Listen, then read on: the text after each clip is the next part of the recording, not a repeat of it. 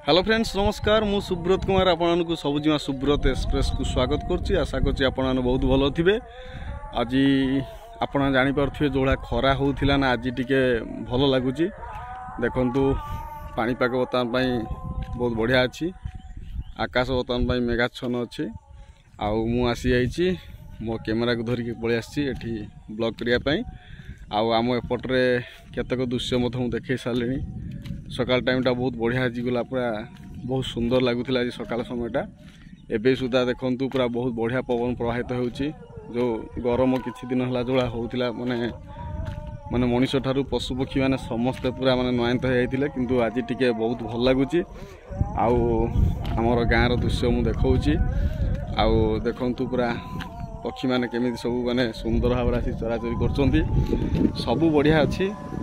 समय तार ठीक ठाक ता बाटर से चली कि मनीष बदली जाउछंती।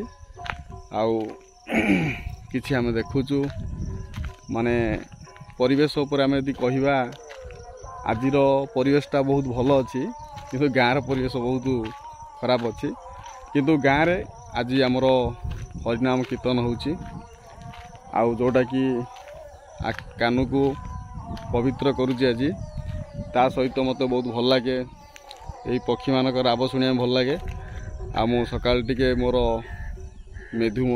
मधुमेह रोग पीड़ित होइतिबारु मु प्रत्येक दिन 1.5 किलोमीटर 2 किलोमीटर चलिया आसुचे। आउ एहा मॉर्निंग रे आसे। आउ आज जो भलिया माने पागटा थिला मु भाबिली टिके ब्लॉग करदबा टिके मोर दर्शक मानक पई। आउ आपणक पटरे मध्य भी एही भली पाग थिबो निहाती भाबरे। मु जोड़ा जाउची हमर एटा होची हाई स्कूल बाट। यही बाट देकरी आम हाई स्कूल जाऊँ छोट बेले। बर्तमान देखु ये गोड़ी पड़ी आउ बजरी पड़ जा बर्तमान किंतु जितेबाला आम छोट थिलु ये रास्ताटा पूरा कादुओ थिला। माने बहुत कष्ट आम जाऊँ किंतु देखु रास्ता माने आपन देखु रास्ता केमिति बहुत बढ़िया रही। मुझे रास्ताटा को कैमेरा माध्यम देखा केमिति सुंदर लगुच ना निहाती कमेंट करिए।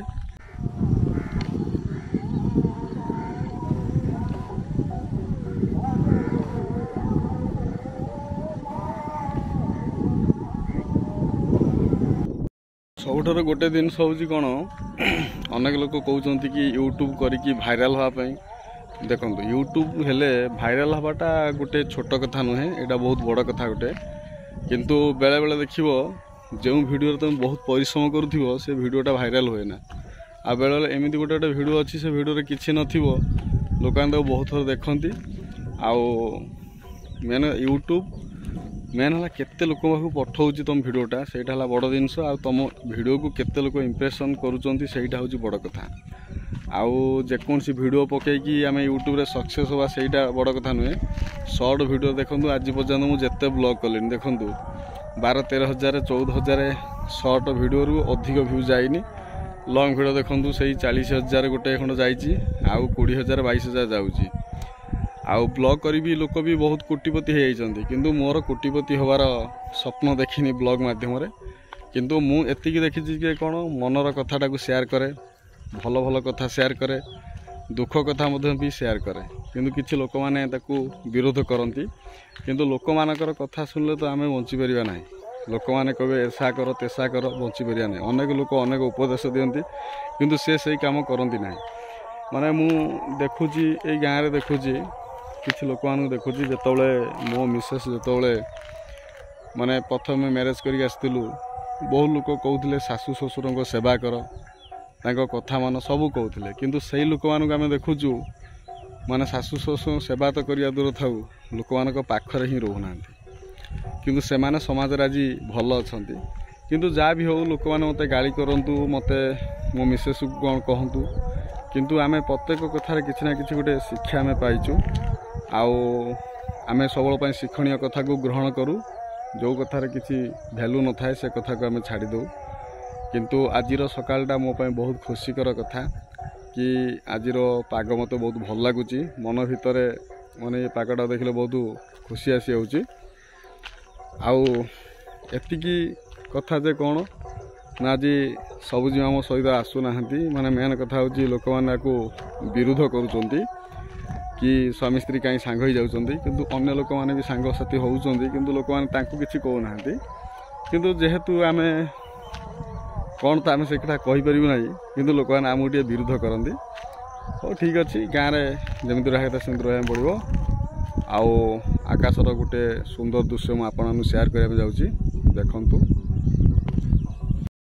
ସବୁଠାରୁ ହେଉଛି ଦେଶ ବିଦେଶ ଯୋଉଠି ବି ଥାଅ, ସବୁଠାରୁ ଭଲ ଜାଗା ହେଉଛି ନିଜ ଘର, ନିଜ ଗାଁ ମାଟି। ନିଜ ଗାଁ ମାଟିରେ ତୁମେ ଖାଅ ନ ଖାଅ, ଖାଲି ପାଣି ଟୋପାଏ ପିଇକି ତୁମେ ଆରାମସେ ଟିକେ ନିଦରେ ଶୋଇପାରିବ ଘଣ୍ଟାଏ। କିନ୍ତୁ ବିଦେଶରେ କ'ଣ ହେଉଛି ନା, ପାଖରେ ଯଦି ଟଙ୍କା ନଥିବ ନା, ତୁମକୁ କେହି 5 ପଇସାରେ ପଚାରିବେନି। ଗାଁଟା ଏଇଥିପାଇଁ ଭଲ ଲାଗେ, ଗାଁ ମାଟି ଆମର ଜନ୍ମଭୂମି, ଏଇ ଜାଗାଟା ହିଁ ସବୁଠୁ ବଢ଼ିଆ। କିନ୍ତୁ ଆଜି ମୁଁ ସେୟାର କରିଦେଲି ଆପଣଙ୍କୁ ମୋ ଗାଁର ଏଇ ସୁନ୍ଦର ସୁନ୍ଦର ଦୃଶ୍ୟ। ଦେଖନ୍ତୁ ଗଛଲତା କେମିତି ଲଗା ହେଇଛି। ଇଏ ହେଉଛି ଆମର ଗାଁର ଶ୍ମଶାନୀ। ମୋର ପଛପଟରେ ଦେଖନ୍ତୁ ଅଛି ଗାଁର ଶ୍ମଶାନୀ ଅଛି। ଦେଖନ୍ତୁ ସମସ୍ତଙ୍କୁ ଏଇ ଜାଗାକୁ ଆସିବା ପାଇଁ ପଡ଼ିବ। ବିଶେଷ କରିକିରି କିଛି ବୁଢ଼ାବୁଢ଼ୀ ଲୋକମାନେ ଅଛନ୍ତି, ତାଙ୍କର ଭାରି ଲୋଭ ରହୁଛି ଏବେ। କିନ୍ତୁ ଯେତେ ସଞ୍ଚୟ କଲେ କ'ଣ ହେବ, କିନ୍ତୁ ଦିନେ ନା ଦିନେ ସମସ୍ତଙ୍କୁ ଏଇଠିକି ଆସିବା ପାଇଁ ପଡ଼ିବ। ଆଉ ଆଜିକା ଡେଟ୍ରେ ତୁମେ ତ ଜାଣିଥିବ, ସବୁ ସାଙ୍ଗମାନେ ସବୁ ଜାଣିଥିବେ, ସବୁ ମୋର ଗୁରୁଜନମାନେ ସବୁ ଜାଣିଥିବେ ଯେ ମରଣ କାହାକୁ କେତେବେଳେ କେଉଁ ସମୟ ଆସିବ କିଛି କହିହେବ ନାହିଁ। କିନ୍ତୁ ସଳ ପାଇଁ ଟିକେ ଧ୍ୟାନ ଧର୍ମ କରନ୍ତୁ, କିଛି ଭଲ କଥା ଲୋକଙ୍କ ସହିତ କରନ୍ତୁ।